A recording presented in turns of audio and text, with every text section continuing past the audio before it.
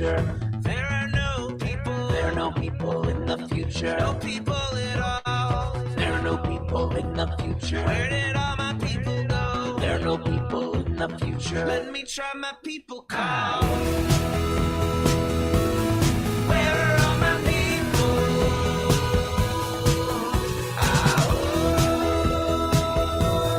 Where are all my people? I guess I'll fly away now. Hey, everybody, welcome. Yes, it is Monday, July 18th, 2022. Welcome to Raging Chicken's Out to Coop Live. This is Kevin Mahoney, creator and founder of Raging Chicken. On Out to Coop Live, we talk to progressives, activists, and troublemakers of all sorts, right from our own backyards and across the country. Hey, everybody in chat, how you doing? Sky Blue Jummer from LA, what's up? Amy K, as always, what's happening? We are here for, after a 2-week hiatus, back on the Out to Coop Live tip. Yes, everybody. You can join us at the end of the week for our Friday Politics Roundup, where we break down the good, the bad, and the ugly in state and national politics. You can also check out our once or twice monthly The Wednesday Show with Cyril Michaleko. It's been a while, I know, since we've been away.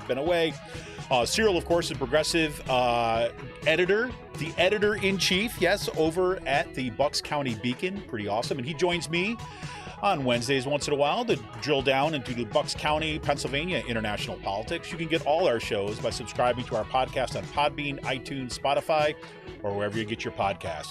You can help support this show by becoming a patron for as little as $5 a month. Head on over to patreon.com/rcpress and become a member, become a patron.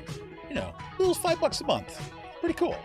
You can also help out the show by heading over to our YouTube channel if you're not there already. Smash that subscribe button, like the stream for this show, and hit that notification bell so you know every time that we go live. We also got our Discord server. Info on how to join that is in today's show notes. And for more PA Progressive Talk, tune into the Rick Smith Show's live stream at 9 p.m. Eastern on his YouTube channel, Twitter, or Facebook. Wherever you get your live streams, you're going to find Rick. Make sure you subscribe to his podcast, too. Find out all the information you're going to need at thericksmithshow.com for all his platform news. And if you haven't already, you got to check out the Sisters of the Night Caucus podcast. The amazing PA women stirring the political cauldron behind this podcast rock the house, and they know where the bodies are buried. Make sure to follow them on Twitter at The Night Caucus. That's at The Night Caucus on Twitter, and subscribe to their podcast on Anchor, Spotify, iTunes, wherever you get your podcasts. And for all you gamers out there, The Game In is a Quakertown-based black family-owned gaming store. They're friends of the show, and they've got everything for retro N64s, the latest consoles, video games for all platforms, and loads of collectibles, action figures, and Funko Pops. And look, when school's in, kids get, a discount for A's on their report card. Time to start encouraging those kids now. Check out all the information on their Facebook page or follow them on Twitter at The Game In. That's at The Game In with 2 N's. If you got a question about a game, look for something hard to get, shoot them a message or drop them an email at thegameinpa@gmail.com. Special shout out, as always, goes to Jonathan Mann, who wrote our intro song, There Are No People in the Future. Check out all his great stuff on his YouTube page or follow him on Twitter at SongADayMan. That's with 2 N's, at SongADayMan on Twitter. And look, everybody, you've been in Bucks County, you know what's happened in our school boards, and don't let Paul Martino and his friends buy our schools and push extremist politics in our community. Raging Chicken has teamed up with Level Field to launch a truly community-rooted PAC invested in organizing, supporting local and statewide progressive candidates, and unmasking the toxic organizations injecting our communities with right-wing extremism. We're putting small-dollar donations to work to beat back the power of big money. You can get more information and drop your donation at ragingchicken.levelfield.net. Links and info on that is in tonight's show notes. So on tonight's show, yes, I am welcoming back to the show William Horne. I'm very, very excited about this, and it's very timely, I have to say, too, as well. Welcome back to the show. Talk about his new article, Why I Use the F Word and You Should Too. Horne is an Arthur J. Ennis Postdoctoral Fellow at Villanova University and co-founder of the Activist History Review. He just launched a new newsletter on Substack, In Case of Emergency, that will be a space to engage critical anti-fascist thinkers, expose the history and growing threat of fascism in the United States, and amplify the ways to disrupt systems of exploitations on the far right that are actively working to permanently codify in American culture and governance their extremist views. You can check out his newsletter at Dr. William Horne with an E, drwilliamhorne.substack.com, and all the great work over the Activist History Review at activisthistory.com. Welcome back to the show, William. It's great to have you. Thank you so much for having me. I also want to give the quickest of shout outs to my partner. It's our anniversary today. Get out of here. Happy anniversary. 13 years, lucky number 13. And so I just want to thank her for sort of having me on loan for the show. But really, I mean, she facilitates so much of like what I'm able to do. So I want to, acknowledge that and, happy anniversary. So. Happy anniversary right back at you. That's fantastic. That is fantastic. And I feel horrible at the same time. Oh, no. Oh, God. All right. Well, so first, before we get into this, of course, we had you back on the show kind of a couple months back now. And I have to say, look, if anybody has not checked out the Activist History Review yet, please head on over there. Their work is consistently phenomenal and necessary right now to kind of understand a little bit about how we got where we're at, right, and why it's necessary to kind of understand that kind of history. Some great work had it on over there. But William, you just launched this new newsletter, In Case of Emergency, and the inaugural kind of article in that is the one we'll be talking about tonight, why I use the F word and you should too. Could you talk a little bit about why you wanted to launch that newsletter now and to create that space for that kind of discussion? Yeah, thank you. That's a really good question. And I guess the shortest of possible short answers is the title. I mean, the title sort of points to it, right? We are in a state of emergency. And that emergency is fascism. And the first thing we need to sort of navigate with that is just how we name it, right? And so that sort of is the goal, right? Is to understand where we're at, understand how we got here, and then how we can sort of resist, undermine, sabotage these systems of power that are, designed to mete out so much harm, to harm all different kinds and groups of people, right? And to stand in solidarity with one another for a better, more livable future. So that's the goal. And there are other spaces for this kind of work too, of course, and there are, tons of great people to follow. And I hopefully will be able to highlight some of them, in the Substack, in the coming weeks and months. But I wanted to create another space for this kind of conversation, and I think also, for those of us maybe in, let's say, higher education, so who are more like professors or whomever, to maybe not be, as concerned about these issues of like civility, right? Or these issues of appearing to be nonpartisan, because that's a trap that's incredibly destructive. And so there is, and again, there's many great academics who are involved, but I think we can be doing more. Well, it's really interesting is that, one of the things that you highlight is like, just kind of reading a little bit for the end of your piece here, when you're talking about wanting to highlight thinkers. Sorry, I'm on the wrong page. Wanted to highlight thinkers like, for example, W.E.B. Du Bois, right? I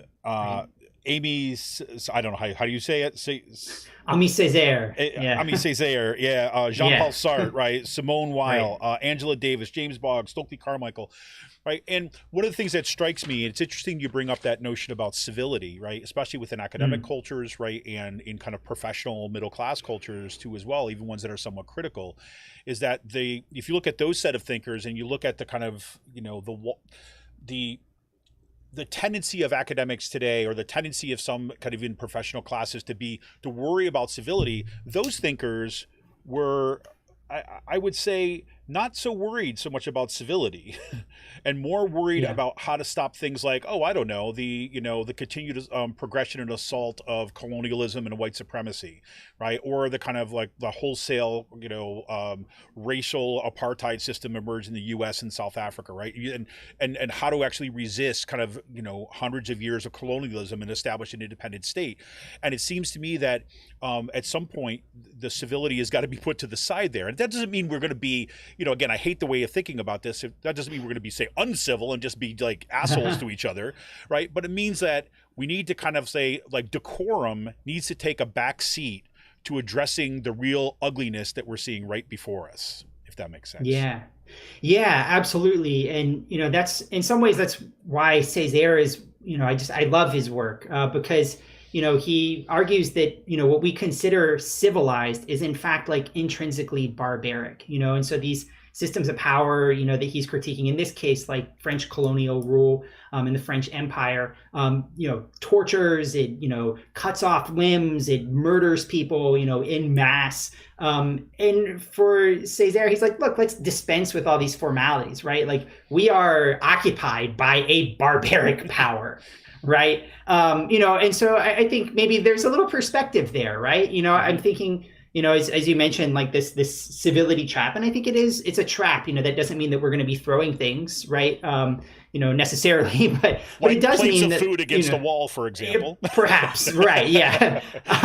But what it does mean is that, we're going to like foreground issues of human survival, and I'm thinking about like, W.E.B. Du Bois has this, famous line that he used in a few of his sort of autobiographical works about how the lynching of Sam Hose had this enormous effect on him, how he's going to go write an editorial. He had it all written out, to sort of defend and, hopefully like protect this person, Sam Hose, who, the white establishment had called to be lynched. And as he's going to the editor's office to file this editorial, he hears, in fact, not only that Sam Hose has been lynched, but that like several of his knuckles were on display at a nearby butcher shop. Because, if you're unfamiliar with lynching, white supremacists would, they would make keepsakes, right? They printed out postcards, commemorating these lynchings. It's really awful, terrible, graphic stuff. And this, again, I think Du Bois expertly here points to the uncivility of this act, right? And the way that American Christianity masquerades as something that is benevolent when in fact it is this, truly barbaric, horrific force for Du Bois. Yeah, and it does say a lot about kind of structures of control, right? I mean, it's about how civility, and again, I think you'd be hard pressed, if you ask somebody in the abstract, right, about, what would be your ideal, right? Where you sit around, you have differences and ideas, you'd have a civil conversation that could be critical and kind of engaged, and then you'd be able to hear each other out, and then you'd have to come to some sort of decision. And I think that ideal is like, doesn't exist, number one, right? I mean, but we can have it as an aspirational goal, but in order to kind of get there, right, you have to eliminate these systems of exploitation. Otherwise, that civility becomes the discipline, right, to keep that exploitation in place, right? Right. Yeah, imagine if we're like all sitting around a table, like half of the people at the table are being like starved and tortured and beaten, right? And the rest of, but we're all supposed to be very polite about it, right? It's a ridiculous idea, and when we think about it in those terms, like it makes sense how ridiculous it is. But that's the demand that's placed on us, of course, because we do actually have these systems of torture, these systems of starvation at work right now in our country and all across the world. And being polite, that doesn't make them better, right? 100%.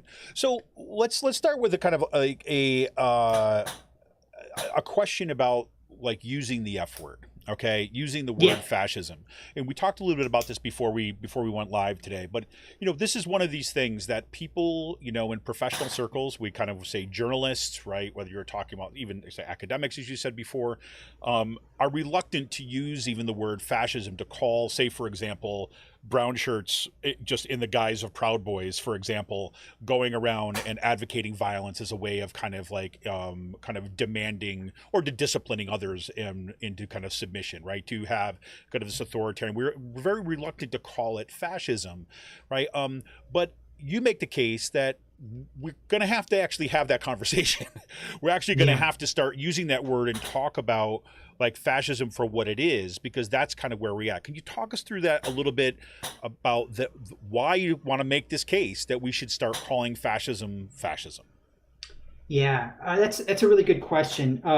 I guess like the simplest, most straightforward answer is just because not calling it that isn't going to change whether or not it is that thing, right? Not naming the monster in the movie isn't going to make the monster go away. And so that's kind of the underlying logic here, right? But in some ways, I think it helps explain, what is often presented as sort of like a baffling conundrum in our mainstream media about like Republican policies and platforms. Like there are all these weird, like seemingly disconnected ideas, like, white supremacists are, concerned with, I don't know, this great replacement theory, and they're inspiring, mass shootings. But then we also have a love of guns and then we also have like a hatred of trans book reading sessions. I mean, there's a cacophony of misery here, right. In the Republican platform. And my point is that like all of these things actually are connected if you're inside that world, right? Like these all make sense as iterations of this like hierarchical, and repressive worldview that is now mainstream Republican ideology. And if anyone, I guess, if you're like, if this is news to you or whatever, I want to encourage you to take a look at the Republican Senate platform. I think it came out just last year, but it's been updated. And it like mandates patriotism. I mean, it's an absurd document. And I think that this maybe, I linked to it in the article, and so, you can find it there, but I think maybe this helps like explain how from, again, someone who is in this worldview, like how all of these issues seem connected, because they're literally all connected in the document. Right. And these are all iterations of this same eliminationist worldview. Right, and a very singular identity, right? I mean, and that's one of the things. I was very much encouraged to hear people start talking about the Republican Party as a white identity party, right? Kind of a while back, and that's really kind of what fun. But I mean, you have to really open up what we're talking about, what we mean by white in that context, right? What is white identity? Because it seems to be enmeshed with like Christian nationalism, right? I mean, obviously overt racism, right? So white, you're white, right? But also patriarchy. Right. Also a disciplining on kind of sexual, like, of sexuality. Right. So what links, say, for example, the white supremacists on the one hand with the elimination of Roe on the other. Right. Because ultimately you're about white, that kind of white identity is really white male identity. Right. That is kind of being determined in there. And to your point about the platform, I was actually, after reading your article, I was actually looking at some of the state platforms that were coming out. And some of them, like for example, in Texas, are just horrific in terms of how explicit they are with that kind of, as you say, eliminationist, kind of like approach. So there it is. And I was right. This is the other thing I was thinking about. It's like, we had George Lakoff come out kind of years ago, and it is like, don't think of an elephant, and basically saying that what puts together all these different pieces of things is this ideology of the family, this ideology of the strong father figure, and so on. And we saw that kind of happening, and he was mapping it in discourse. But here, we're seeing it at the level of policy and platform and party performance, which is pretty horrifying. Yeah, it is. And I mean, I think Jason Stanley in his book, How Fascism Works, does a really great job illustrating this role of patriarchy that, again, might surprise some listeners, because we tend not to associate patriarchy with fascism, right? We think about maybe like the religious oppression, anti-Semitism, right? Maybe we think about racial oppression. We might even think about ableism, right? Because around 1/4 of a million, disabled people, were murdered in Hitler's concentration camps. And so maybe we're aware of some of these issues, right? But I think very infrequently do we consider like the way that the patriarchy was sort of the secret sauce, I guess, in fascism, not just in Germany, but in Spain and Italy, and really, as a sort of a transnational movement. It's kind of been one of the unifying factors in fascist movements worldwide. So why, I'll put it to you like this. Why are you not being kind of alarmist, right, by using the word fascism? Why is it important to use the word and to understand its history kind of at this point? Yeah, I mean, I think the thing is we just have to understand what's going on. Words are useful in helping us do that, right? If you would prefer to use, white supremacist, heteropatriarchal Christian nationalism, that's a mouthful, but please feel free to do that. Right. What you're describing there is fascism. We have a word for that. It is like, sort of like an uncivil word, according to I don't know, the way that we do things, right? The people in power and their preferences. But the truth is, this term describes what is happening right now, and then this is why I use it. I hate, the idea that in an already worried and stressed out society, we need to be even more worried and stressed out.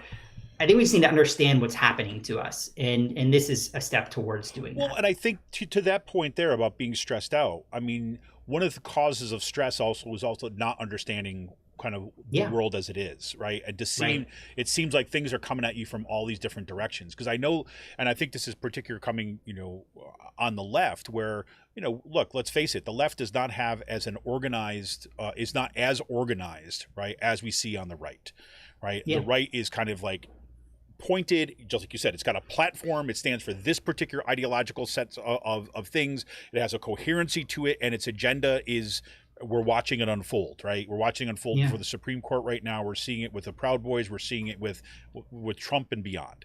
So, if by understanding it, that actually, in my mind, can decrease the stress level, right? Because it allows us to focus and understand that, look, it's not just Trump bad man. Right? That's not the argument. The argument is the Republican Party is now the space where these fascism, this proto-fascism or fascist politics are taking place. And then we have a target, right? I mean, I always thought about kind of naming the enemy. It's like, I'm not going to sit around and decide out which of the fascists are nice and which ones are not. No, until you prove otherwise, you've made your bed, right? Yeah. It's crazy. So can you take us into some of the history, right? So they can help understand a little bit of this. That's one of the things I like you do in this piece. You give it some of the tidbits of the meaning of fascism, and through, like, say, Mussolini and some of its origins in the kind of Jim Crow era. Can you talk us through a little bit some of that history to kind of situate us? Yeah, sure, absolutely. And one of the charges that Mussolini is trying to respond to in his doctrine of fascism that I talk about in his in the essay is that there is no ideology of fascism. Fascism is like a sort of a negation of ideologies. And Mussolini says, no, in fact, we have this sort of nationalism, we have a nationalist myth making, we have, the role of the family and patriarchy. We have all of these things. He talks about the Roman Catholic Church, and he's like, the Roman Catholic Church is great. It's our special institution in Italy. And when you read closely the essay, it's eerily reminiscent of today's Republican Party. I mean, there's a number of touch points, right? Like the willingness to wield power and use it, the willingness to promote violence, right? That it's going to be a wild rally, right? It's going to be wild, and we have to fight like hell, right? We don't really need to use our imaginations particularly much to understand, how this ideology is similar to the one that we see from the Republican Party. But it's also not all that far removed from, previous white supremacist nationalist movements in the U.S. And so if you look at, say, the Second Klan, especially the 1920s era and 1930s, that is a nationwide organization. I think per capita, and actually no, just per member, it had the most members in Indiana of any other state. So we aren't talking about specifically just a Southern thing, right? Which I know is how we think about it in our popular, public imagination. But we're talking about actually a nationwide organization, one that manages to push through Congress a super restrictive immigration bill, the 1924 immigration bill, that made it almost impossible for anyone from anywhere other than Northern Europe to immigrate to the U.S., which stood until the 1960s. The civil rights movement eventually overturned that, or helped overturn it. And so we see, in other words, this racist nativism at work in policy in much the same way that we see it at work in, the quote unquote great replacement theory and the sort of far right reactionary immigration policies today. And so we have in this country, right, a very similar history. We tend not to call it fascism, in part because it began before fascism as an ideology was solidified. So we're talking about in the US, for the Jim Crow era, depending upon where you started, the 1890s through the 1920s, 30s. is when it really solidifies, right? Historians often call this like the great nadir, right? Just when things are as bad as they could get. And so in that sense, like this isn't something that we need to look to other countries to see. Like we can see it here in our own history, and it's very bad. Yeah, I'll say, and I think that it reminds me of some of the criticisms that Trump had, right? The idea about saying the quiet part out loud. And I couldn't help but think, as I was reading your essay, when you were kind of going back and having these texts that Mussolini is writing, right? Kind of explicitly kind of say codifying in language what this thing fascism is, right? Kind of bringing this all together. And I said, at some level, it wasn't like Mussolini invented this, right? Right. It wasn't, this didn't come from nowhere, but he was actually bringing it all together and kind of putting together it in terms of a doctrine. And so I kept on thinking about it. So yeah, I mean, if fascism names that conglomeration of, say, white supremacy, and we know this from the Hitler's folks were actually kind of studying what was happening in the South about way to kind of deal with race and codify race and kind of suppress race as a way of kind of formalizing policies within Germany. So it's that we could say that's fascism gives name, right, to all those things that were brought together under one title, right? So that it gives us name, and with the normalization of violence as a way of policing those things, it seems to me. Yeah, I think that's exactly right. And again, this is how Mussolini conceives of it. In his work, and that's also how it is realized in U.S. history. It's no accident that sort of like the evangelical movement, what we think of today as like the tent revival movement, happens at almost exactly the same time as like the advent of lynching in the 1880s. And that, in fact, like the white evangelicals are the people who are like supporting lynching. Like the most famous example is Rebecca Latimer, who promotes lynching. It was 1,000 Black Americans to save the innocence of one white woman. I mean, this is terrible stuff, right? But it's stuff that, again, like the religious stuff goes hand in hand with like the violence stuff. And the racist violence stuff. It is, for the people who are doing it, like, it is a form of Christianity that they are enacting. Well, and this is what we see right now. This is, I mentioned this again before the show when we're chatting a little bit, is that this is one of some of the side conversations I've had around here, because of course Doug Mastriano is running for governor, and I think there's a lot of folks that are getting a little nervous to find out that his polling numbers are within 3 to 4 points of Josh Shapiro. And we've had some conversations on this show before about this strategy from Shapiro's campaign to kind of promote Doug Mastriano as a way of kind of being, too smart by half by saying, hey, let's go with the extremist guy. And I think is a misreading of where our culture is right now.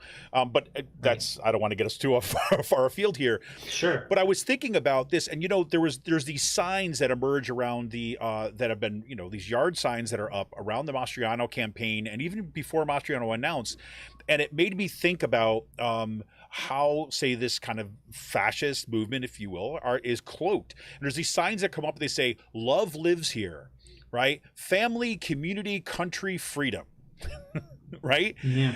And you look at that, and who can disagree with this, right? And how do you get away with the target? And they're cloaking this stuff in this kind of religious language of love, religious language of caring for community.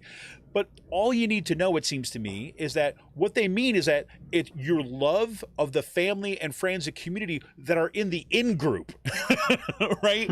It's like, as long as they're your people, you have all those things. But those signs, that idea of love and religion and that we're kind of worship and under God, is really like part of that cloak to unleash really potentially horrific violence that we see kind of in here. And so, I mean, how do you see that kind of Christian nationalism and that kind of cloaking of, religion in this fashion, or the role that it plays within that?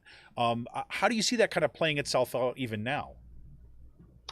Yeah, I think, again, whether it's sort of the right-wing, iterations of Roman Catholicism, or evangelical Christianity, I think there's a lot of like cross-pollination in terms of ideas and ideology. And we see that, of course, like in the sort of commitment to like establishing a far-right court, right? And I mean, it's fine. Like if we want to think about this in terms of yard signs, right? But when we actually look at the literal policies that we're talking about, right? This is all like very dangerous stuff, and so we're talking about like, I have friends who are, still teach high school. I taught high school for a number of years, and they are all terrified. They are terrified not only that they are going to be fired for saying things that happened, in U.S. history. I mean, like basic stuff. They're also terrified that like a parent or something, a far right parent of a student is going to come and hurt somebody, right? Hurt them or hurt the school administrator or something like that, right? And so they are living under enormous stress right now. And again, like this is by design, right? Like these movements encourage people to go to school board meetings and, harass them. We published, in the Activist History Review, published a semi-anonymous, essay by several school board members. And they, one of them wanted to be totally anonymous, but they also anonymized where they are school board members because they're afraid of being personally targeted. They're afraid of like literally being harmed, right? And these are the groups who are promoting this, right? And so like what version of love is this exactly, right? Like, and if you're familiar with like the far right Christian nationalist rhetoric, then you know in fact that they do consider this love. Murdering people who are outside of the fold is for them love, and exactly. Like that. I don't like if that's where someone's at. I mean, at this point, I'm not sure that like we're gonna sit down and have a nice civil conversation, but maybe we will. I don't know. I have my doubts. I'm with you on that. Just so that we're on that same page, because absolutely. Yeah. I mean, and that's. I think you put it better than that. That's what it is. That's what love looks like. Right, in that world. And again, it goes through the whole sense of like dehumanizing and so on. I think about this discourse of, say, pedophilia and grooming and all that, and how that is being utilized as a way of justifying violence towards teachers. Right. And, the most extreme possible, because once you've labeled somebody as a pedophile, right, once you've labeled somebody, say, grooming children, right, then you're basically saying, look, all bets are off. That person is less than human, thus and therefore. And, the history of kind of colonialism and racism and everything falls right into play. Yeah. I don't want to jump right in here and say that's what the Nazis did, but I mean, I'm just going to throw that out there. That's literally what the Nazis did. The queer community was one of the first communities they target. And after coming to power, right? They come to political power, right? And they're all, shiny, happy. Yeah, they have their brown shirts, but, Hitler doesn't mean all that stuff, right? They can't be that bad, right? They go to polite parties. They're very friendly. They drink nice wine. But then, as it turns out, they have the Night of the Long Knives where, Hitler has his closest Nazi ally assassinated because he was gay, and openly gay, right? And he knew he was gay the whole time. This wasn't some surprise. But this is how fascism works, right? And I think that's really important for us to keep in mind. Maybe it's useful for some people to think about like, an evolution of targeted groups. Maybe that's useful. But I think it's also worthwhile to keep in mind that, under an exterminationist and eliminationist worldview, like a worldview which is bent on eliminating and suppressing dissent, there is no safety for any of us, even now, 100%. Not 5 years from now, not 10 years from now, but like tomorrow, right? Like those of us who are outside of that world are in danger. I mean, like there are people putting out like essays right now, from the far right and the Republican establishment even, who are calling the Democratic Party a party of groomers. Like this is incredibly dangerous stuff, and it is designed to promote violence. And I am, I think we need to be very clear about what's happening. This is why we use the F word. This is why I use the F word. This is why I encourage you to use the F word, because this is what's happening, and we need to understand why and how to respond. 100%. I got a question from Emily. Emily wanted to see if you could explain any of the period of fascism in Spain. I mean, I know you don't talk a lot about those in your piece, and she says, is it the same kind of economic environment we're in right now in the United States? Wow. Yeah, that's a really good question. I guess, man, it's no accident that, fascism gains like substantial appeal during times of financial insecurity. And that's also true in the U.S. There was a robust fascist movement in the 1930s in the U.S., like an explicitly fascist one, not just the Second Klan, right? But an explicitly fascist movement. And so we do see sort of like the high inflation, the low purchasing power, the insecurity, that is attacking all of us right now in various ways. One of the things that frustrates me right now is that, like, I think we're in the midst of a hunger crisis, and who is saying that, right? In the mainstream media, our political figures. There's very little, I think, in those realms, like, being done to address this kind of thing.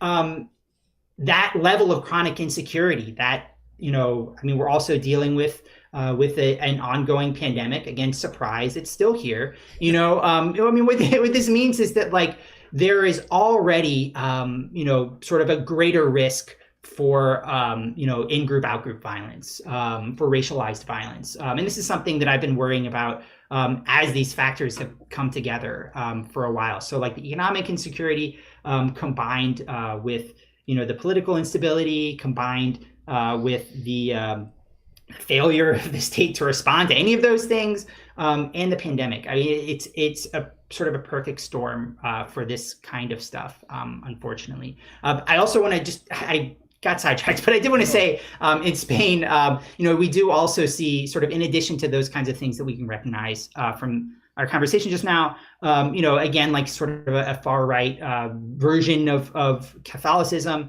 one that is violent and suppressionist. And in fact, like, some of the sort of suppressionist tactics that we associate with, let's say, like, Hitler's Germany, like the concentration camps, actually, originate in Spain's own colonial policies.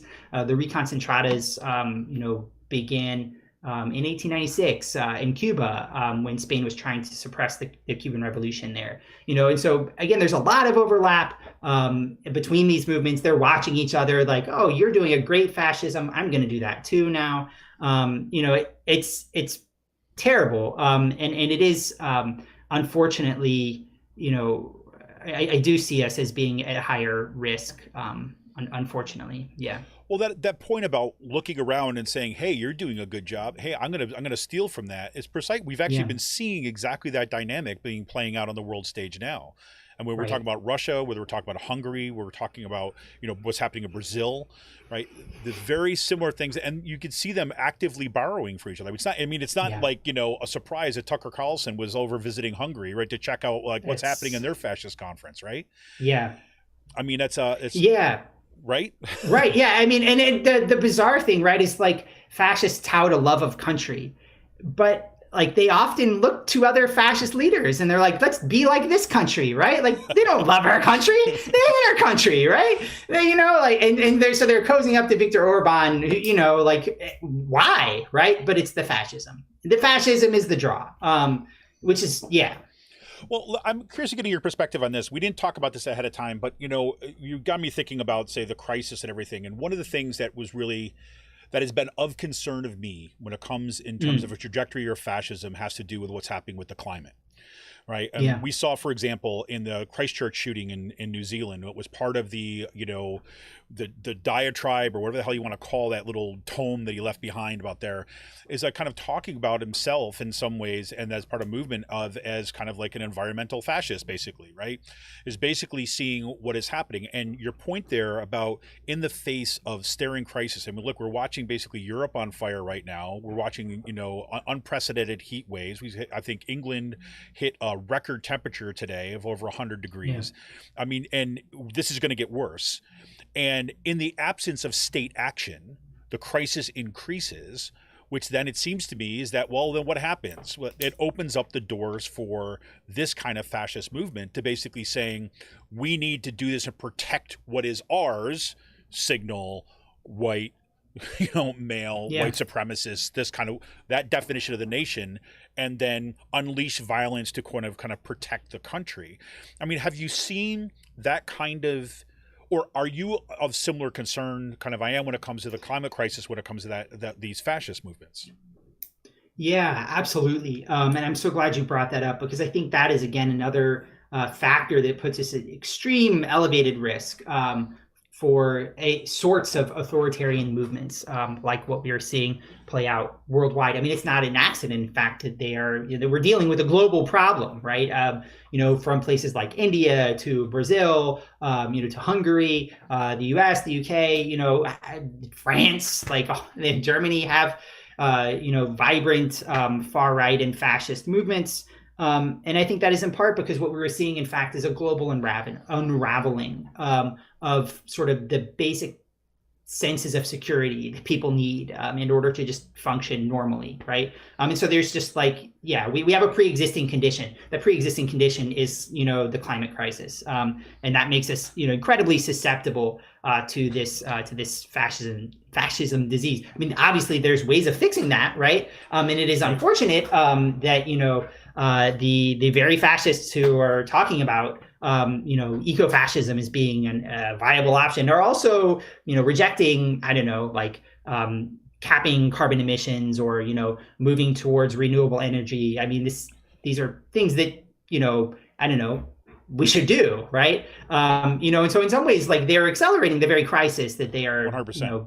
Feeding off of, right?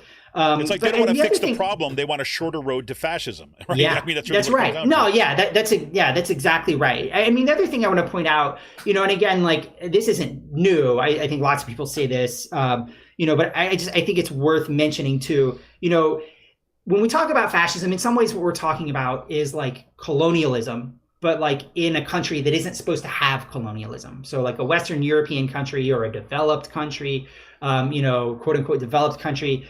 This, when it happens there, then we call it fascism. Otherwise, we call it, instability or, third worldism or something like that. Right. And the same thing is true really with quote unquote, natural disasters, right? When we have massive heat waves in India or, sub-Saharan Africa, we have, wildfires elsewhere, then all of us, that's just a natural disaster. And that's very sad. We'll send some money. When it happens in a quote unquote developed country, now all of a sudden this is a crisis. This is something that no one could ever have predicted, or and that's asinine, of course, because we've known that this slow moving train wreck was coming our way for quite some time. But it's also important for us to note, right, that the way that we talk about these issues is itself inflected by a sort of a colonial worldview.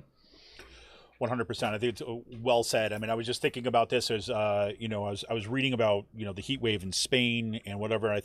I'm not sure the exact numbers right now, but there was numbers up with 600 people had died just from the heat, right? Not from the hunt. And I was like, yeah, but remember India? Just 2 weeks ago. That's right. Right. And there was not a word, wasn't this front page kind of international story in the way that it is kind of making headlines right now. So case in point. So let's kind of, I want to bring this in a little bit. I want to read this one paragraph that really kind of got me from here. And I want to talk a little about this kind of as you lay it out here, these kind of three things about, say, what does this mean for all of us? But before I get there, so what you say this here about, and again, this is what I mentioned before about need to get away from this kind of Trump bad man way of thinking about this, but the few bad apples, as you call it, spoiling the whole bunch. And you say this, you say the hyper individual, quote unquote, bad apples version of fascism uses a liberal individual frame to misinterpret fascist initiatives. The implied solutions of civility and education to this bad apples rendering of fascism, then, is misunderstanding the goals of fascism and its historical iterations. Pro-Trump vigilantes illustrated this point well when they told black election worker Shai Moss to, quote, be glad it's 2020 and not 1920, unquote, when white supremacists regularly lynched black Americans for even trying to vote. These Trumpists suffered neither from a lack of information about the history of white supremacy nor incivility.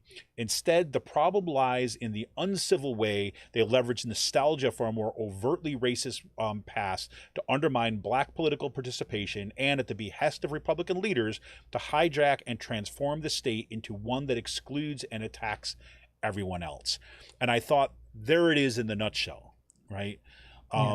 So in that context, when we have a discourse, say, for example, in the national media, right? That seems, even in the January 6th insurrection, right?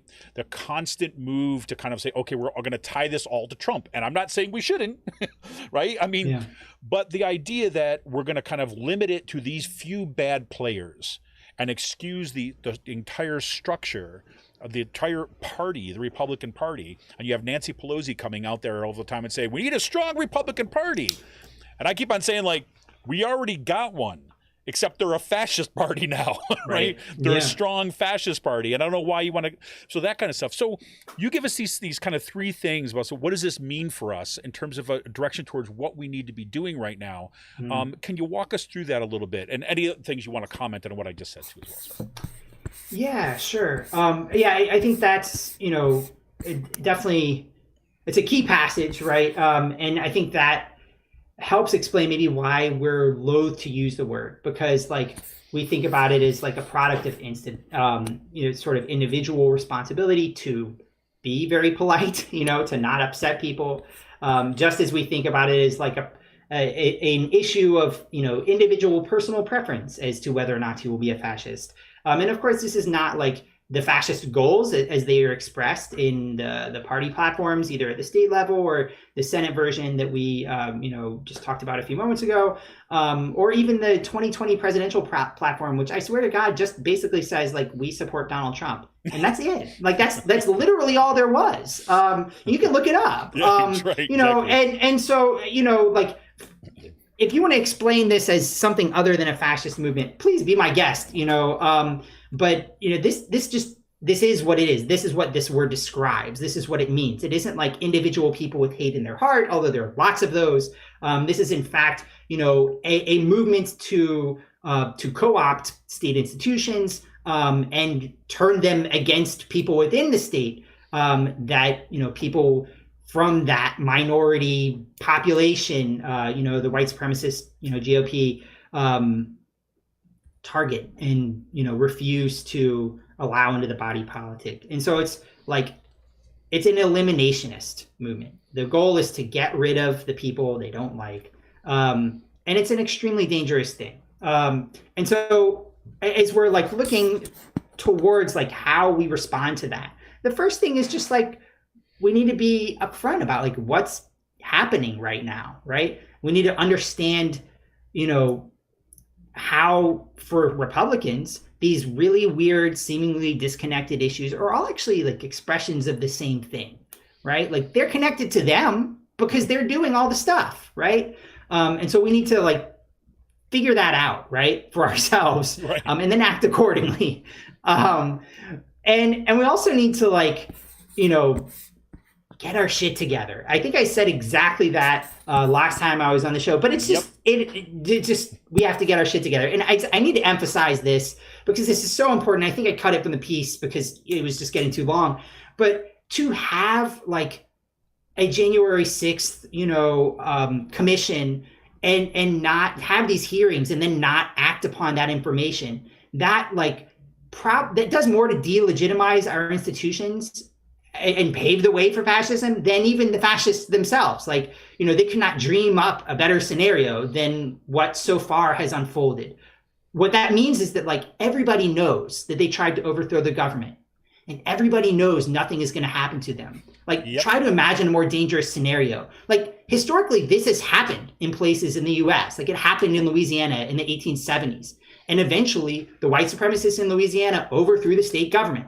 It happened again, like, in North Carolina and elsewhere, and we have the Wilmington coup, right? Where again, the white supremacists like threatened to lynch the governor and overthrew the government, right? So like these things have happened, right? And like pretending they are not happening, which is the strategy that the government used at the time in both of those instances and more broadly, unfortunately, in our history, pretending that it wasn't happening didn't work. So, if we're looking to the past for lessons for like how to respond now, please don't pretend it's not happening because they are, they're not going to go away. So what instead is required is a robust action on our part. We need to get our shit together.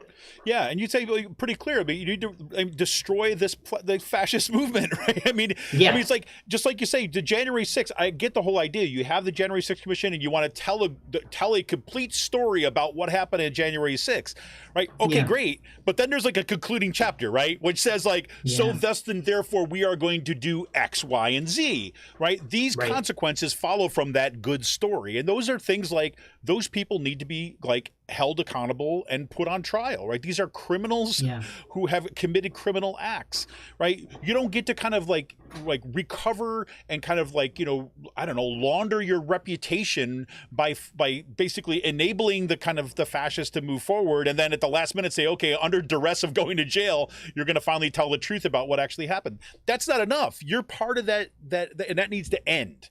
Those people need to no longer be serving in the House and the Senate, right? I mean, people who are actively working to undermine the democracy do not get access to our democracy. I mean, it seems to be that should be your baseline, right? Right. Yeah. And again, I want to, this is probably obvious, but I just want to like spell this out. They are objecting to Trump's loss. They are not objecting to the elections that they won that brought them back to Congress, right? And so again, they're only objecting to elections where they lose, right? And we've seen this happen since then. And again, like this will continue to happen until we get our shit together and vigorously prosecute people who've done this, expel them from Congress, and address this right-wing misinformation issue that is like enabling or facilitating a lot of this. 100%. I have to say too, as well as like, I think that by calling this, like as you say, using the F word, right? And by putting that right in front of us and ask of us a different question, what it means to get our shit together, right? It's just saying like, if we have a fascist movement that is on that is already, look at overturned Roe v. Wade, right? Has kind of taken over the Supreme Court. And if these are fascist, what do we do with fascists? Yeah. Right. And the solution is not to like, give them a book to read, right? Right. It's to block them off from access to any kind of authority or power within our country, it seems to me. Yeah. In case of emergency, that's the emergency, right? And if that's happening, then we need to get our shit together and do something about it. 100%. Well, you got to check out everybody. Thank you for tuning in tonight and everything. You got to check out, you want more about this. This is, like I said, this is the beginning, the launch of In Case of Emergency Substack. You can check that out at Dr. William Horne. That's Horne with an E, drwilliamhorne.substack.com. The link, of course, will be in tonight's show notes. And you got to check out the amazing work over at the Activist History Review, where he's a co-founder of, and that's at activisthistory.com. And just a little shout out from Nick, basically says, thank you for having William on again. I'm digging into the Activist History Review and it seems awesome. So I think that's a great plug from there. Sweet. So any kind of final words you want to leave folks with this evening before I kind of cut you loose to go enjoy your anniversary? Get out there, get involved, talk to your neighbors, like talk to people in your community. There are so many different ways that like we can make this, impossible for the fascists who are, have an unpopular program. People don't want to be like living under a repressive, regime in every facet of their lives. So like we can fix this thing, but it's going to require, that we talk to one another. It's going to require that we like pool our resources and occasionally, do things. 100%. We're gonna need to do things. 100%, right? Like think about the thing, plan the thing, then do the thing. Right? Yes, 100%. exactly. Well, thanks to everybody turned out, and I hope that all of you are listening tonight, and everyone who's going to be listening to this show. I hope you hear this as a kind of a reaffirmation of all the organizing work that you're already doing in the streets, the kind of door knocking that is going on, the building community that has been happening. It's been amazing to see. Again, this is tonight. We're here with Dr. William Horne. You can check out his work at his newly launched newsletter over at Substack called In Case of Emergency. That's drwilliamhorne.substack.com, and all his great work over the Activist History Review at the activisthistory.com. William, thanks for coming back on the show, and stay with it and stay in the fight. Thanks so much for having me. I appreciate it. All right, you got it. All right, everybody, this is Kevin Mahoney. We are going to be calling it a night. And next week, we've got Alyssa Bowen back on the show. Woo! We're going to talk about dark money and the anti-abortion movement. Got to keep it rolling. See ya!